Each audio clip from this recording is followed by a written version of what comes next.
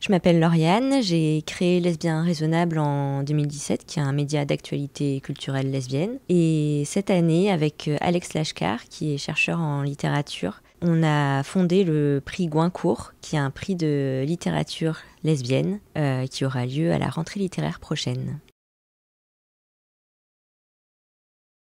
L'idée, comme beaucoup, vient du constat d'un manque, d'un prix littéraire spécifiquement lesbien.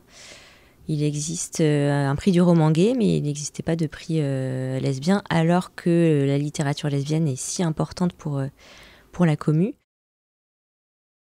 C'est un prix littéraire qui va se caler sur le moment de la rentrée littéraire, qui est un moment médiatique très important dans la littérature française.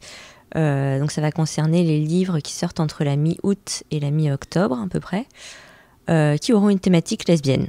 C'est évidemment un prix qui parodie, vu son nom, le Goncourt. Donc c'est le plus grand prix littéraire français, le plus connu, le plus prestigieux. Et donc avec ce petit jeu de mots, on veut à la fois leur faire un clin d'œil et aussi leur montrer leur manque. Je pense que c'est l'histoire du manque de représentation. Quand on grandit en tant qu'ado lesbienne, c'est tellement dur de se voir dans des représentations culturelles. Il n'y a pas beaucoup de films lesbiens, il n'y a pas beaucoup de séries lesbiennes, en tout cas moi à mon époque. Il n'y avait pas encore Netflix et tout ça. Et donc on se tourne forcément vers la littérature, puisque pour le coup il y a quand même des choses, alors qui sont parfois cachées, qui sont parfois pas tout à fait explicites, mais petit à petit on se trouve. Et je pense que oui, pour beaucoup de lesbiennes et de queer en général, ça passe par les bibliothèques et les librairies. Non, c'est pas un genre littéraire en soi, parce qu'il il pourrait y avoir de la science-fiction lesbienne, il y a de la poésie lesbienne évidemment, il y a des romans lesbiens, etc.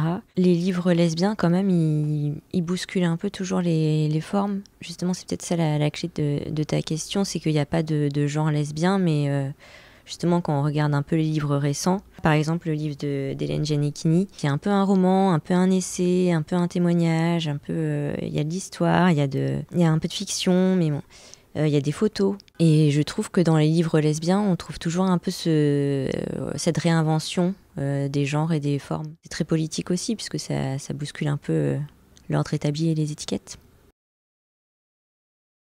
C'est une continuité dans le sens où j'aimerais bien que Lesbien Raisonnable ne soit pas qu'un compte Instagram, notamment avec tout ce qu'on sait avec les politiques de méta, etc. Et créer ce prix, c'est aussi créer un lieu de rencontre.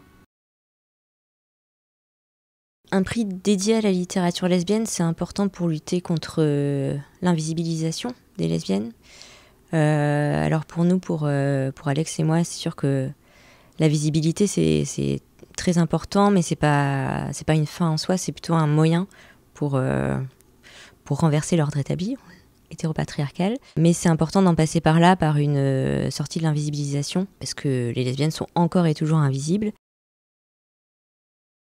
Le prix Goincourt, c'est pas que ce hacking d'un moment médiatique, c'est aussi l'occasion de créer des moments pour se rencontrer. C'est un peu l'un des buts cachés. C'est un peu tôt pour en parler, mais il y aura très certainement une soirée de proclamation des résultats, donc début novembre, où on va faire une grosse fête. Et je pense que c'est important de se créer ces moments-là aussi de joie. En fait, le but de ce prix, c'est aussi de montrer qu'il y a des maisons d'édition qui font un travail incroyable et qui sont rarement, voire jamais, mises en avant par les grands prix.